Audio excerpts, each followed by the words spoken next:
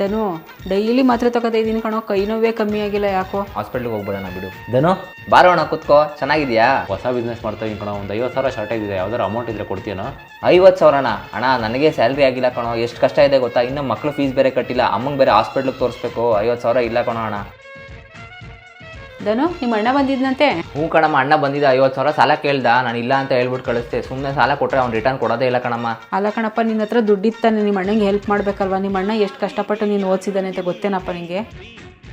ನೀನು ಇಷ್ಟು ಚೆನ್ನಾಗಿರೋಕ್ಕೆ ನಿಮ್ಮ ಅಣ್ಣನೇ ಕಣಪ್ಪ ಕಾರಣ. ಅವನೇನಾರು ಅವತ್ತು ಸ್ವಾರ್ಥಿ ಆಗಿದ್ದಿದ್ರೆ ನೀನು ಇವತ್ತು ಇಷ್ಟು ಚೆನ್ನಾಗೇ ಇರ್ತಿರಲಿಲ್ಲ ಕಣಪ್ಪ. ಧನು ತಗೊಳ್ಳೋ ಈ ದುಡ್ಡನ್ನ. ಯಾಕಣ್ಣ ಈ ದುಡ್ಡು? ಲೋ ಧನು, ಅವಾಗಲೇ ಕೇಳಿದ್ದಕ್ಕೆ ಮಕ್ಕಳು ಫೀಸ್ ಕಟ್ಟಿಲ್ಲ, ಸ್ಯಾಲ್ರಿ ಆಗಿಲ್ಲ ಅಂತಂದಲ್ಲೋ. ತಗೊಳ್ಳೋ ಈ ದುಡ್ಡನ್ನ ಯೂಸ್ ಮಾಡ್ಕೊಳ್ಳೋ, ನಾನು ಬೇಕಾದ್ರೆ ಮುಂದಿನ ವಾರ ಬಿಸ್ನೆಸ್ ಸ್ಟಾರ್ಟ್ ಮಾಡ್ತೀನಿ. ನೋಡ್ದೇನೋ, ಇದು ನಿಮ್ಮ ಅಣ್ಣನ ಪ್ರೀತಿ ಅಂದರೆ. ಅಣ್ಣ ಸಾರಿ ಅಣ್ಣ, ನಿಮ್ಮ ಪ್ರೀತಿ ಅರ್ಥ ಮಾಡ್ಕೊಳ್ಳಿ, ನಾನು ತುಂಬ ತಪ್ಪು ಕೆಲಸ ಮಾಡಿಬಿಟ್ಟೆ. ನೀವು ಈ ದುಡ್ಡು ತೊಗೊಳ್ಳಿ ಅಣ್ಣ, ನಾನೇ ನಿಮ್ಗೆ ಆನ್ಲೈನಲ್ಲಿ ಅಕೌಂಟಿಗೆ ದುಡ್ಡು ಕಳಿಸ್ತೀನಿ.